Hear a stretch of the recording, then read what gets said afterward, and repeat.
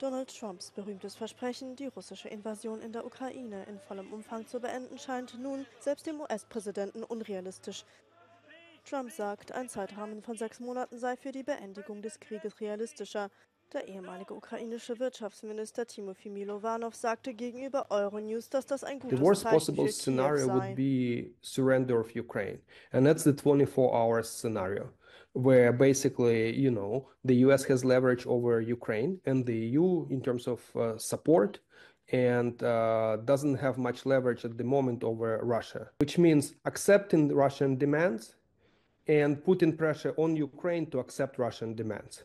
That's why the 24-hour scenario is the worst scenario possible for Ukraine. So the sign that they are talking now about 6 months or 3 months suggests that they will be building leverage over Russia, and that's why they need time. Mylowanow sagt, dass es Anzeichen dafür gibt, dass dieses Druckmittel jetzt aufgebaut wird.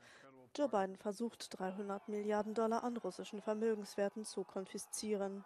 But the news is not in the attempt to confiscate, but in the fact that it is last ditch suddenly, which is coordinated, if you look at the news, with the Trump administration. Basically, it's signaling to Russia that we're going to try to find leverage over you. And if you want your money back, we're willing to haggle over it.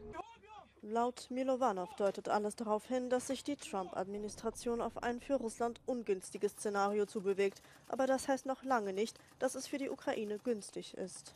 The reality is that we need to look at what people are willing to accept and what people are not willing to accept. What people are not willing to accept is a change of constitution, disarming of Ukraine, or ceding unoccupied territories. What are people willing to accept based on the surveys is some kind of temporary acceptance that we do not control the territories, so some kind of de facto reality. So people are willing to accept reality, but are not willing to surrender.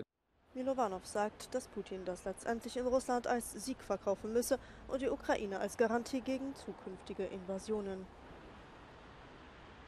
Doch es wird viel mehr erforderlich sein als einfach nur eine Unterschrift auf dem Papier, so Mylowanow.